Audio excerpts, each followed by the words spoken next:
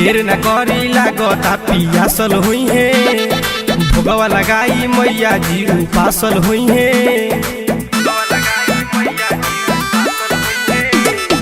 देर न करी लागता पियासल हुई है, भोगवा लगाई मैया जी उपासल हुई है।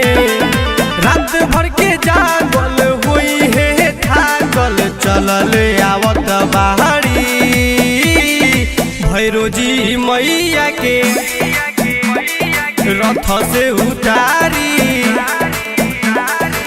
धारी गंगा जल पौआ पखारी, उसके चटैया के आसन लगाई, धारी गंगा जल हम पौआ पखारी।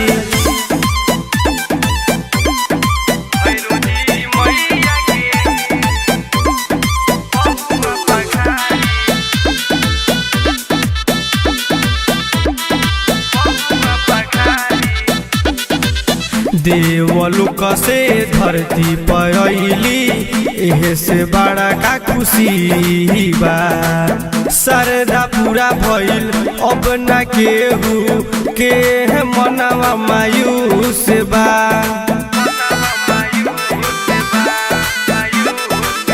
देवलोक से धरती पर अइली, एहे से बढ़े का खुशी बा। शारदा पूरा भइल अब नहीं केहू के मनवा मायूस बा। देखी के सूरतिया मोहनी मूरतिया, दुखावा गइल हारी, भैरो जी मैया के रथ से उतारी,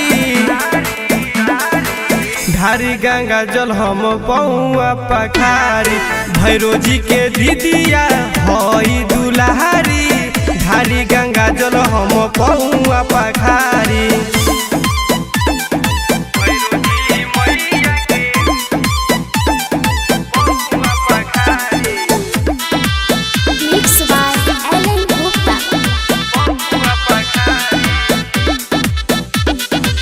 लिपि पोती के आसन लगा के, राउर सजल दरबार बा।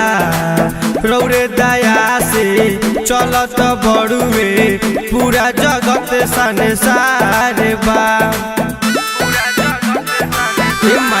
सुनी ना, लिपि पोती के आसन लगा के, राउर सजल दरबार बा। रौरे दया से चलत बड़ुए जगत पूरा संसार बा। गोलू राज शुभ में अंश है लालन करे है जयकारी, भैरो जी मैया के रथ से उतारी, धारी गंगा जल हम पौआ पखारी, भैरो जी के दीदिया हई दुलारी, धारी गंगा जल हम पौआ पखारी।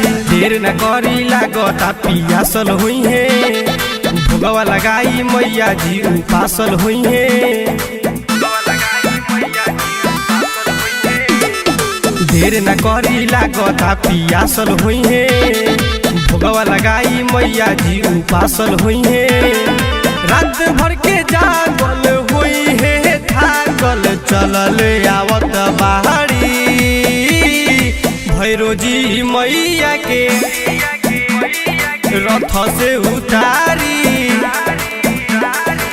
धारी गंगा जल पौआ पखारी, उसके चटैया के आसन लगाई, धारी गंगा जल हम पौआ पखारी।